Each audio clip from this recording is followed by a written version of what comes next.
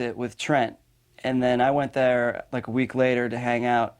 And as we're there, we realize all the tracks are like out of sync. It's like the whole record is like messed up.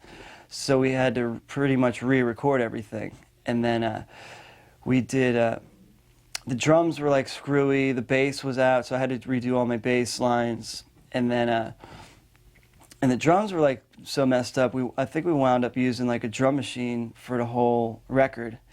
It's like a lot of people don't know that. It's not like live drums, it's computers.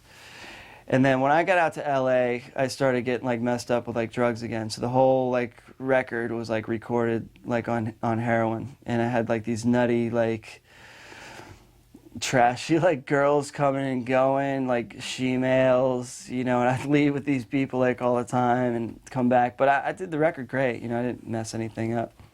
As Gidget's addiction worsened, Manson was forced into making the hard decision of sacking his long-standing collaborator.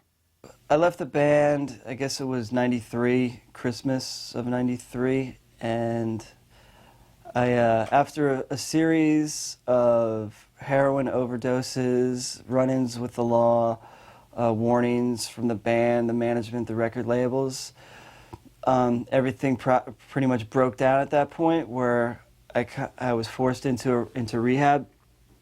So I went in there, it was Christmas, a few days before Christmas, and Manson came to visit me crying, "Oh, just get better, you know, you're doing the right thing, we're going on tour in 6 months, you get it together, you know, everything will be cool." So I thought, okay, good, you know, I'll stay in this rehab for a month or whatever, do what I gotta do. And then I get a letter like Christmas Eve, like FedEx, thinking it's like a Christmas card or something, and no, it was like a form letter from the management. Your services are no longer needed, you know, this and that. So I got fired like on Christmas Eve in rehab, and so that was that. So I'm in rehab, and I'm thinking like, they have a show on New Year's Eve, and I'm gonna be in rehab on New Year's Eve, and I'm thinking like, well, what's going on? And so they got that Twiggy guy in the band, and I'm like, well, man, he better not be using my equipment and all this. So I'm in rehab calling managers, screaming, and then I'm in rehab with all these criminals, you know, drug addicts that are nuts, and I'm telling them what happened. And I got these big, like, black dudes asking me where Manson lives. And I'm, like, right down the street from his house. The rehab was in the same neighborhood. And they're like, oh, tell me, you know, I got an alibi, I'm in rehab, I'll go over there and I'll make it look like an accident, I'll do this and that. And it was, like, almost going to happen. It was, like, a serious thing that, like, damage was going to be done to, like, him and his family. In September of '93, we had a showcase for Nothing Records. We had been talking to Trent Reznor for a while, and this was the show that would officially seal the deal as to whether Nothing would sign us. And it was pretty much in the bag, but still. And the only problematic factor was Brad, Gidget Gein. He was not fitting in. He was not working out. He had a lot of problems that we had to address along with him, and this particular showcase was his last show. He wound up recording the bass parts for Portrait, but that was his last show. I don't think they wanted to have him leave the band, but I mean, they really had no choice. He had a problem, and he needed to take care of it, and you know, I think they gave him a lot of leeway, and they just had to make a change. I mean, it was a terrible show. He was not contributing to the band, you know, as he had been and as he could. When I got out of rehab, the way I was thinking was I was going to have like a meeting with everybody and try to tell them like, okay, I understand, you know, what happened, I'm sorry, could I just like talk to you all? With the managers there, of course, and I wanted to have it like at our warehouse, and I was going to like get them all into the warehouse and close the door and pour gasoline everywhere and set everybody on fire.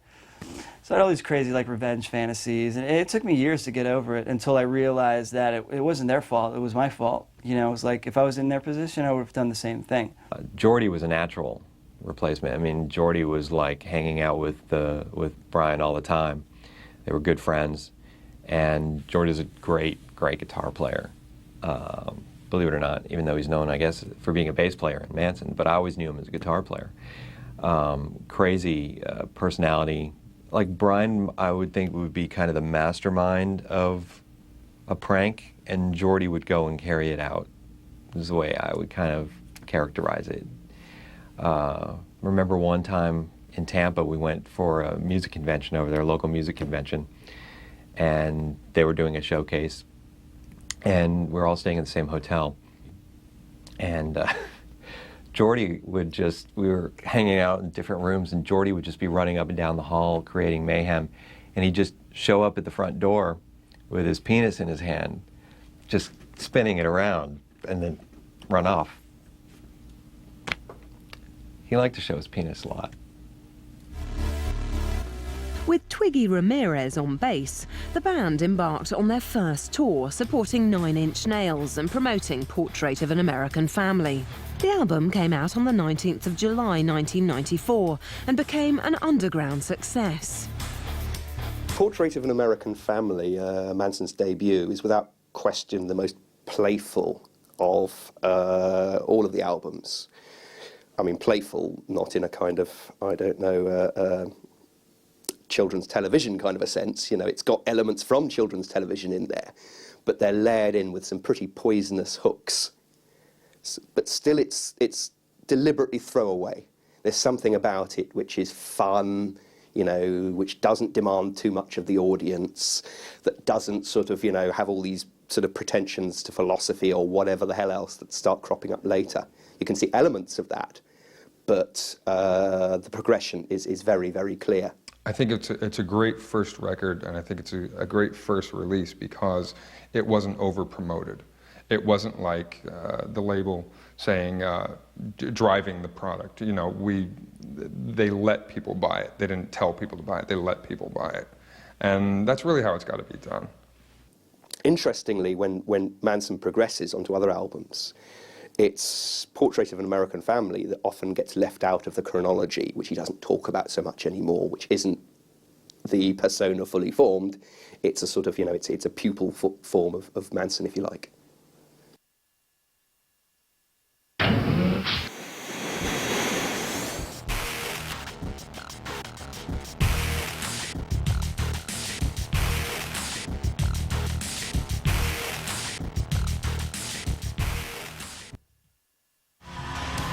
As the Portrait tour continued, Manson first came up against the conservative right of America.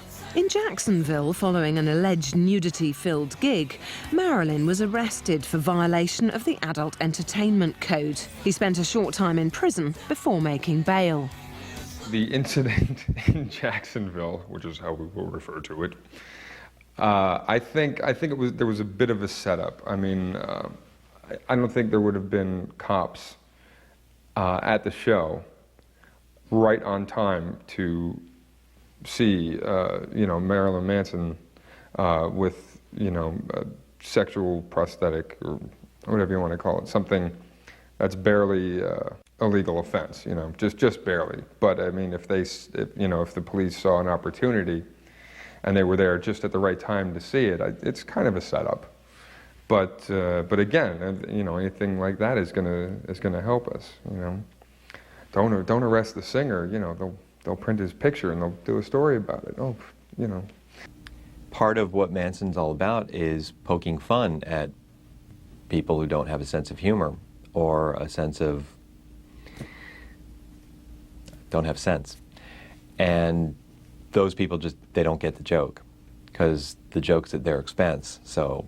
They're not going to get the joke. I think they took offense because it was being sacrilegious, you know, and just the whole traditional rock and roll is evil and it's corrupting our youth